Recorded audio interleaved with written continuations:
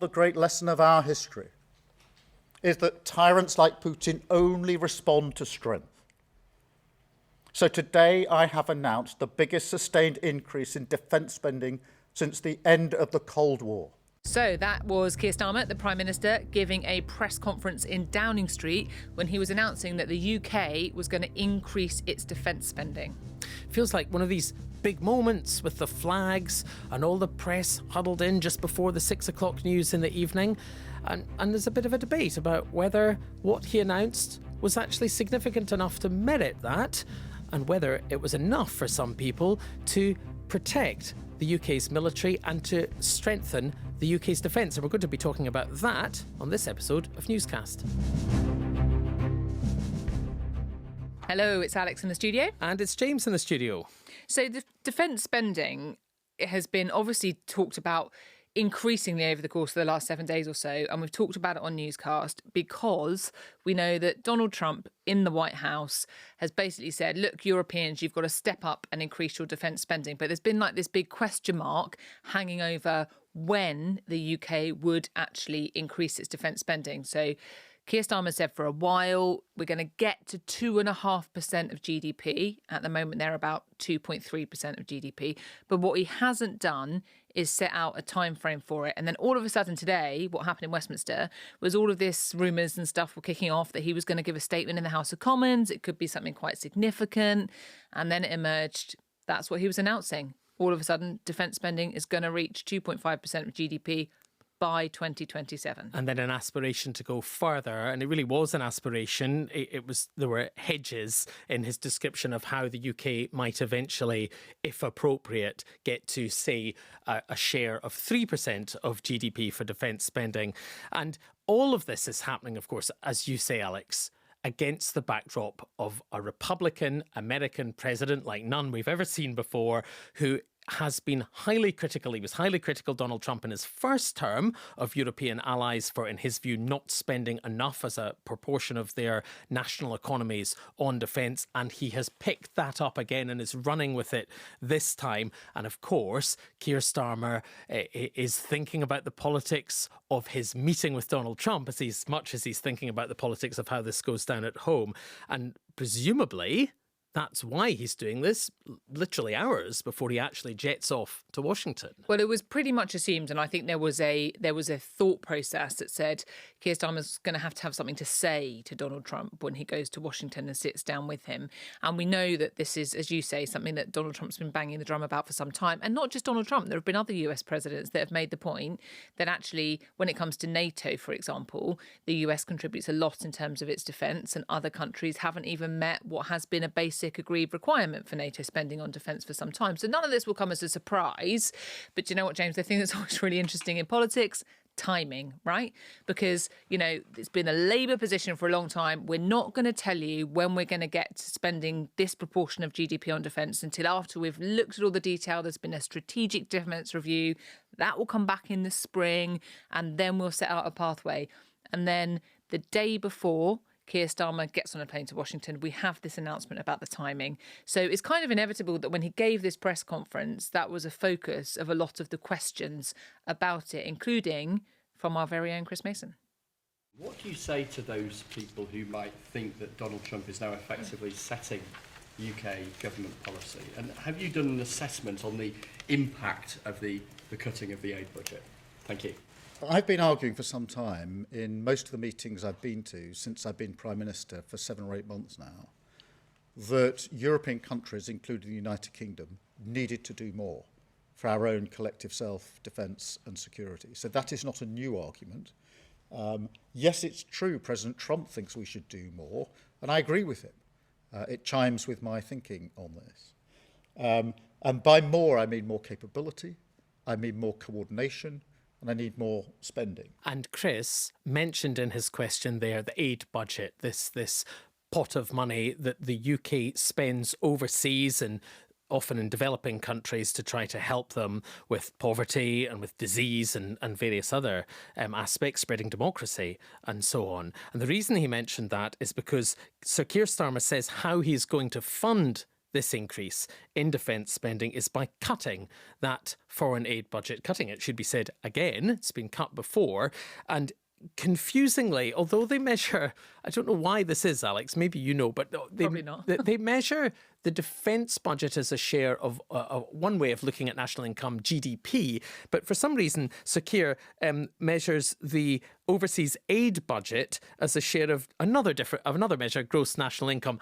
Whatever, it's a share of the economy, and it's going down from 0.5% of GNI today, he says, to 0.3% in 2027. So that's how he says he's funding this, although you could argue that nothing in government is directly funded. A is not necessarily directly funded by B. I mean, we're constantly being told that, there isn't hypothecation, as they call it in government. Yeah. But nonetheless, that's how he says he's going to find the money. Yeah, and that is really contentious because actually, another target, and they do like to set these targets for how much they should spend on things, but another target used to be that the UK would spend 0.7% on overseas aid or international development aid. Now, that was cut under the Conservatives down to 0.5%. And even back at that time, I remember there were a lot of people saying, hang on, that budget does some really important work. It does a lot of work internationally, which promote the UK's soft power, but it actually does some really important work in terms of people who are suffering with the effects of climate change or poverty, or, what it does is really valuable. So there was an outcry at the time, and now it's gone down again to 0.3%, despite the fact that Keir Starmer and the Labour government said in their manifesto they would hike that budget back up again. And already, almost as soon as Keir Starmer was on his feet in the House of Commons and talking about this, there were people raising concerns about the potential impact that cutting that specific budget would have. And, among them there was Sarah Champion, who's a Labour MP, who said that, the impact that this might have on countries that really, and people actually, that really depend on this funding could be really significant. And somebody else who for a long time has been sort of saying how important having a decent level of spending in this area is Andrew Mitchell, who used to be International Development Secretary. I think I've got that title right. He's in the Conservative Party, so he's obviously no longer in government. He's on the opposition benches, but he was on his feet in the Commons and making exactly that argument that this is the wrong thing to cut. I agree entirely with the strategic direction the Prime Minister has set out today. Defence and security must come first, but he does have choices about how he funds this important uplift. He and I voted together in the last Parliament against balancing the books on the backs of the poorest people in the world. Does he still think that vote was right? And as you said, he's not the only one, Andrew Mitchell, making that point. David Miliband, former Foreign Secretary. Labour Foreign Secretary. Yes, and now runs an international aid organisation called the International Rescue Committee, and he's been saying that this decision to cut aid by £6 billion in order to fund defence is a blow to Britain's proud reputation as a global humanitarian development leader. And he goes on to talk about the number of people in humanitarian need around the world. Says there's 300 million. It's unprecedented. The global consequences of this decision will be far-reaching and devastating. But I think the context, Alex, of this that's so important, isn't it, is what's happening yet again across the Atlantic. Because what's happening in the United States, the Trump administration has placed most of the employees of its entire Agency for International Development on administrative leave. It has laid off hundreds more, and it is taking, and Elon Musk, Donald Trump's sort of aide but not aide, your sidekick but not sidekick, seems to be taking an axe, or attempting to taking an axe, just shutting it down completely. And that surely is the context that we have to consider when we think about the political messaging again of the audience that Sir Keir Starmer is thinking of above and beyond the domestic voter in this country and newscasters who are listening to this, but President Trump, assuming President Trump's not a newscaster, but I mean, maybe he is. Yeah, and there were some quite warm words or warm sentiment coming already from Pete Hegseth, the US Defence Secretary, in response to what was coming out of the UK and the announcements by Keir Starmer today. The other thing I think is quite interesting about this, though, is that there's clearly people that are concerned about where Keir Starmer's decided to get the money with all of the caveats about the fact you don't literally pick up money out of one pot and pop it into another. But, you know, the principle that he's saying, look, I'm not happy we're having to cut the overseas aid budget because we have to fund our defence. There are people that are clearly unhappy with that choice, and we've heard it there. So Andrew Mitchell, Sarah Champion, David Miliband. But they're more broadly, what they are saying is that they support the idea about increasing defence spending. And I'm sort of struck that, you know, if you look at so Kemi Badenoch, who has been arguing, she was arguing before Keir Starmer got up on his feet in the Commons today, saying, you know, I'll back the Prime Minister and if he has to take difficult decisions around increasing defence spending. I actually think we should go further than spending 2.5% of GDP. The leader of the Liberal Democrats, Ed Davey, who was at the weekend saying, I think that maybe we're going to get to a point where we need to go above 2.5% of GDP, you know, Reform UK. I was even speaking to Carla Denyer, the leader of the Green Party in England and Wales, on Friday on my other programme. Any questions? And she was saying, look, we don't put a figure on it, but again, you know, we are conscious that we do need to focus on security, national security. So there's going to be an argument about the choice to take it from the overseas aid budget to put it into defence.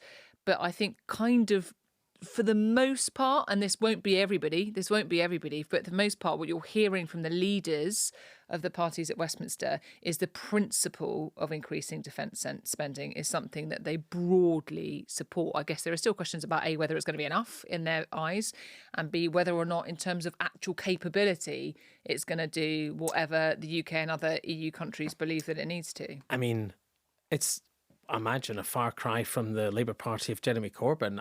You can't imagine Prime Minister Jeremy Corbyn necessarily. I wouldn't have thought. I mean, it may be wrong, but one would not imagine that this would have been the tack taken by a Corbyn party. And maybe this is just evidence of how quickly and rapidly the Labour Party has changed. Keir Starmer's always saying the Labour Party's changed under me. Maybe there is some evidence here that it really has, and changed in a way that is going to make a significant difference in policy terms. But as to your point there, Alex, there's, on the other side of the ledger, from the people who might oppose this, and of course I'm sure there will be newscasters listening to this thinking, I don't want to be spending more on the Army and the Navy when I'm concerned about the state of hospitals and schools.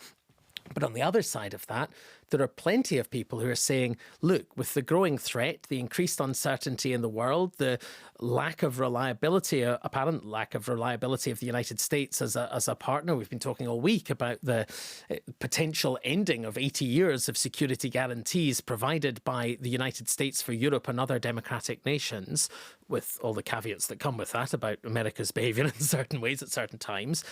But you have people saying, no, Europe, including the UK, really does need to step up and increase its defence spending. And a lot of the voices in that debate, and not just in the military, but some of them in the military, are suggesting that this will be nowhere near sufficient. And actually, I suppose Keir Starmer himself acknowledges that when he's talking about, and then after this 2.5%, we're going to try to get to 3% of GDP spending on defence. Although, as he did have, what were the caveats? He said, if it was operationally necessary and subject to economic economy, and fiscal basically. conditions. Yeah, well, that's a neater way of saying that. Yes, the way you put it was better. But no, you're completely right. And it's, you know, this isn't sort of in the abstract. You've had people like the head of NATO, Mark Richter, who've made very clear that, you know, he thinks that people are going to have to go a bit further and faster. And of course, there are other NATO countries, Poland, for example, that are currently spending way more, like over 4% of their GDP on defence. So I think it's going to be a very active conversation that takes place for some time. But, you know, what is important to say is that this has now been set out 2027. Just on the numbers before we get ahead of ourselves, what Keir Starmer's suggesting is that's going to be an extra £13.4 billion a year for defence spending from 2027. And you have questions about that, don't you? Well, the Institute for Fiscal Studies has a question about that, James, because they're suggesting that number is much bigger than it actually will mean in terms of an increase. So I think there's still some bottoming out to be done around this, but the Institute for Fiscal Studies' first reaction was that the government are sort of saying £13.4 billion extra a year. The IFS is saying, we don't think it's that big. We think that's assuming that the budget from now wouldn't have changed anyway. And it would have. The assumption being actually, the IFS would argue that it would naturally have gone up in the next GDP, few years. as GDP goes up over the next few years. But you have to recognise that at the same time that the Prime Minister was announcing that, there was a whole load of other stuff going on in and around Westminster to do with the kind of things that will affect people's lives. So, we had some protests about people who work in the care sector, about, impact of tax decisions that the government's taking around national insurance and how that's going to impact the care sector and whether it's going to be properly funded. We had protests from farmers when the Environment Secretary Steve Reed was making a big speech about the impact of inheritance tax proposals on farmers. We also had energy bills going up, which of course is not something like as a very direct, it's not the government pushing energy bills up. Well, I do recall them saying they would come down. They certainly did. And, it shows that just a reminder that so many people and families and individuals are going to be facing real financial pressure. I think you have to put it into all of that context, that actually increasing defence spending in the short term will have an impact on the overseas aid budget. Getting to 3% in what we know, because we're told repeatedly by the government, is a difficult situation when it comes to the public finances. There are going to be, in the words of Keir Starmer himself, some really, really difficult choices that people are going to have to live with as a potential consequence. And there might be difficult choices for him in the White House this week, which we'll talk about as the week goes on. Now, something totally different, because more than 1,000 musicians, including Annie Lennox, who else, Damon Albarn, Kate Bush, have released a silent album in protest at the UK government's planned changes to copyright law. And as soon as I say that, I'm thinking, a silent album, but we will find out in a minute what that sounds like, if that makes any sense. If they'd all contributed to an album, it'd be incredible, right? I mean, wow. That we would definitely be playing if we could afford the copyright. And that's the point, because under the new proposals that they're talking about here, developers of AI would be able to use content that's been created by musicians and so on the internet, to use it to train their models, to listen to it effectively and train their models, unless individual holders of those copyrights elected to opt out. And this is a proposal from the government, but it's proving pretty controversial. And we're going to talk about it now with some people who have got views. We've got Max Richter, who is a composer, and he's actually one of the artists behind this silent album. And you would have heard some of his compositions in some things like the film Mary Queen of Scots, Peaky Blinders, a personal favourite, Black Mirror. Hi, good to be here. No, it's great to have you. And we've also got Jamie Njoku-Goodwin, who was, Jamie, the CEO of Music UK, and also used to work for the Conservatives in government, but now you're on a bit of a career break. Indeed, yes. And this is your focus. Exactly. So as I understand it, and Max and Jamie, just correct me if I'm wrong, what's happening here is that there's this proposed change so that all of the content that people in the creative industry and others, but focusing just on the creative industry, that's out there already, basically AI machines will be able to go through all of that content, use all of that data to train themselves. And in order to stop that happening, you'd have to opt out of that system, right? Yes. So in order to generate content as an AI, it needs to be trained on content. It needs original content to be able to learn what patterns are, to learn what sort of, to learn essentially how to generate new music. And historically, that's always come about by companies needing to either have an agreement, have permission to use that music. This change would essentially say, rather than what we currently have, which is if you want to use Max's music, if you want to use the Beatles' back catalogue, you need to seek permission and probably negotiate some sort of license, but really importantly, have permission to train your models on that content.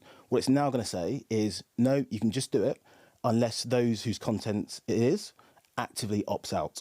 How, this is my first question of many, how would that opt-out process work?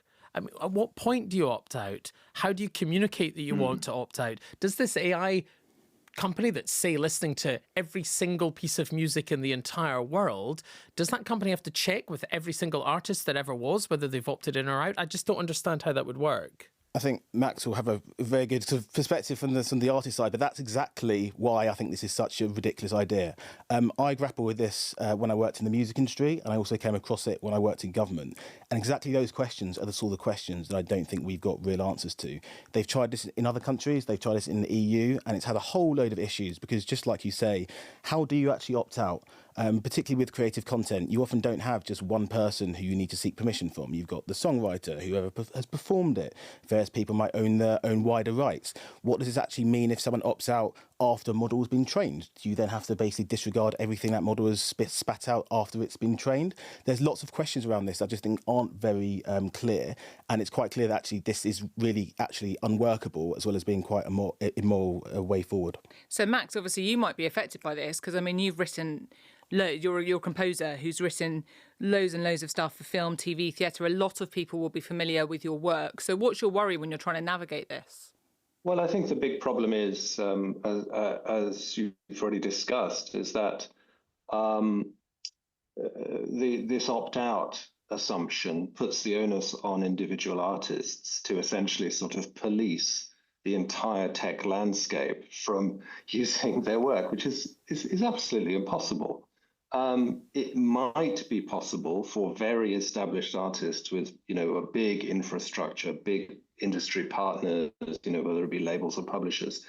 It's conceivable that some mechanism which could be developed in that way, but certainly for, younger and, ordinary artists, I mean, it's absolutely impossible. And if such a thing were even technically possible, which I'm not at all sure about. But So, do you object, Max? I mean, just to be clear, do you object overall, now, leaving the opt-out to one side for the minute, to the general principle of, and I do say this as someone who, in really basic terms, of a computer, if you want, for want of a better word for AI, listening to your music, taking, if you want to use the word inspiration from that, if that's even the right term for a machine, and then churning something out. Do you object to that in principle in the first place, regardless of whether the opt-out works? Well, I think it's quite a complex question. I mean, the first thing to say is that this is already happening. There are already systems out there which have already done that with all the music in the world. And they are completely unlicensed, and there are various lawsuits going on. So we're talking about, what would be a best practice position in the future.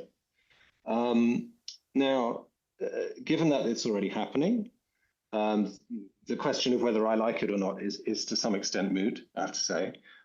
But I think if it is to happen and I choose to opt in, then what I'm doing is I'm providing some value to the AI system. And I think any value that's derived downstream from that needs to be shared back to the original works. That's, treating an AI-generated work essentially as a derivative work from something. So if somebody says, write me a piece of something, like the Beatles, then that will generate a payment all the way back down to the Beatles. I mean, the argument that the record is making is, if we take away the mechanism that the entire kind of creative ecosystem depends on, which is copyright, because that's how value is created in the system. If you take that away, it's going to collapse. It'll go away. And we'll be left with, a very impoverished, reduced, creative sector. And it's sort of mind-boggling, really, that the government would consider this. I mean, the creative industries generate 125 billion a year.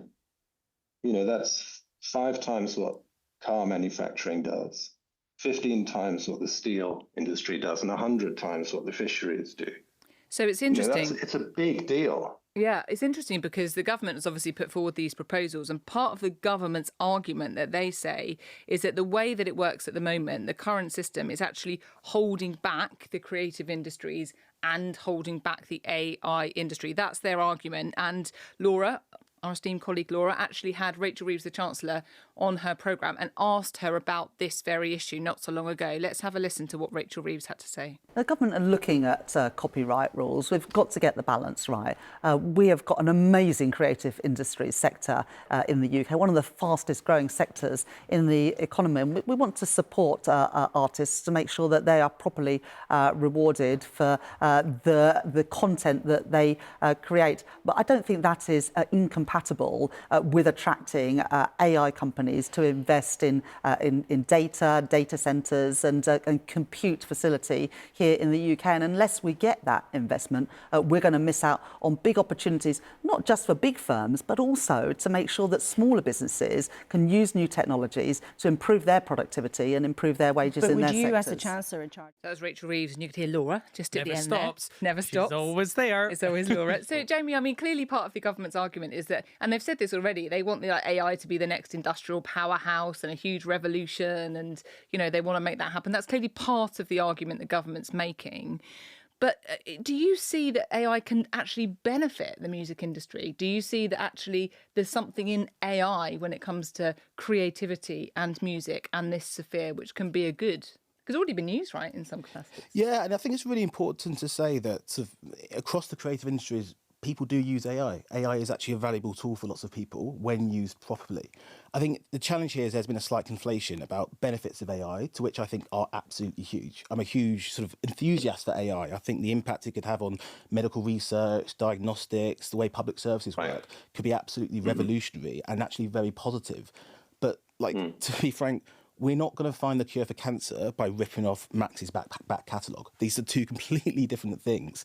One of the things we've actually got to be looking at is, how do we attract AI companies? How do we have an environment in this country that is conducive to sort of AI companies being successful? And that includes a whole load of different things. They care about energy costs, skills workforce, data protection regimes, access to chips. One of my problems with this policy is this seems to be a really easy, smooth fruit that the government can reach to. It won't actually necessarily have an impact on a lot of investment decisions, but actually is going to absolutely decimate the creative industries, which is an industry and a sector that we already are incredibly successful in. But hang on a minute. Copyright's not going to disappear. If somebody rips off, as you put it, Max's work on, I don't know, The Crown or Ad Astra or Shutter Island or one of these, one of the pieces of music that Max has made. I'm talking about Max like he's not here, but I'm going to put this to you, Jamie, first of all. The copyright laws will kick in, won't they? It goes exactly back to what you were saying earlier. One, we often don't know if these works have been copied. There's no transparency. It's very hard to know what models have actually been trained on. Well, you know if it sounds like it. No? But no, so let me give you an example. At the moment, well, actually not necessarily at the moment, go back a few years, you would have companies, AI companies, who might want to use Max's work, would be basically getting into negotiations with sort of Max's publishers, with Max's representatives, and saying, right, we need to strike a commercial license because we recognise as a principle here that we're going to pay to use your content. All this essentially does is say, no, you don't need to do that anymore. It completely drives a sort of a wrecking ball through the principle of licensing, which is how many creators in this country earn their living, and essentially says, no, you don't need to have licensing agreements. AI companies can essentially just use this work, and then you can kind of get into debates about whether or not, oh, well, we had a copy here, or no, we did have permission there, we didn't have permission there. It creates a whole load of uncertainty, and actually there's a really deeper fundamental, for me, moral issue here that Max has touched on, and it's about putting the onus on the artist. Now, if Max wants an AI company to be able to use his work, then he can give them permission and he should be able to have the right to let that happen. The idea that it's on him to say, no, I don't want someone to use my work, I mean, it's sort of equivalent to us saying, if you don't want to be burgled, you've essentially got to sign up to a register to say that you opt out from being burgled.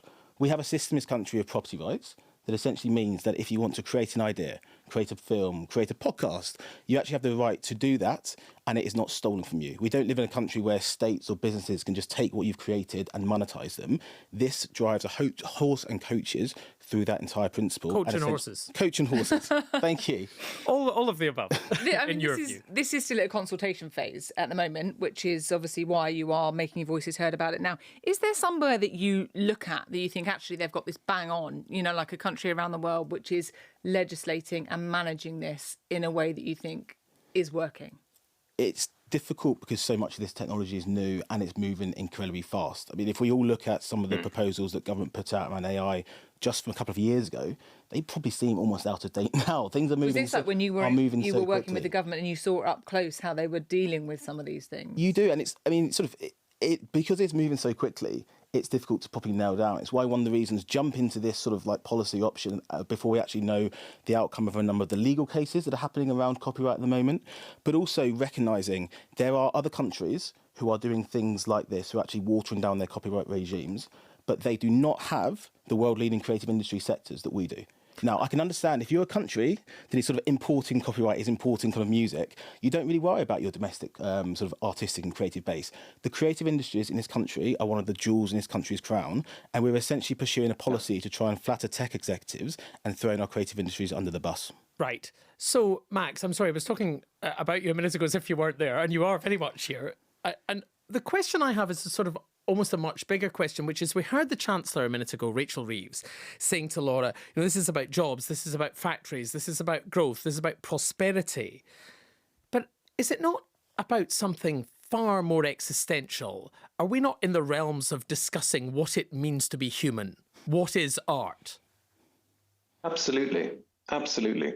I think that's incredibly important. And if you could now answer both those questions for me, that'd be great.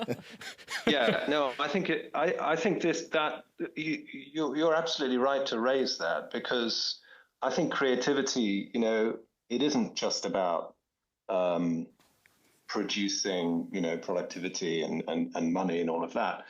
Of course, it's a big business, but ultimately, music, art, books, these are things which are some of the most profound things that we do as a species. They're ways to communicate our deepest selves to one another. They're ways to experience how somebody else sees the world. They communicate deep values. These are sort of, in a way, priceless experiences, and I just think it's a needlessly problematic way to deal with it. It just doesn't have to be this way. I think there can be a sophisticated, intelligent solution which meets the needs of AI developers and protects the creative community. I think that's completely possible. But it certainly isn't possible with the current proposal. So on that, the government says that it is trying to protect the interests of both of those, exactly as you say, Max, AI developers and rights holders, delivering a solution which allows both to thrive. It is a consultation. They say no decisions have been taken, no moves will be made until they're confident they have a practical plan that delivers each of our objectives. Maybe you can come back, Max and Jamie, and talk to us when we see the end of this consultation to see if the silent album and your protestations have had any impact. Yeah, and in the meantime, we've solved what it means to be human and what is art. So, it was worthwhile. It was worthwhile. Thank you so much, Max, Jamie. All right. Sure. Thank you. That's it. That's all from us on this edition of Newscast. Bye-bye. Bye.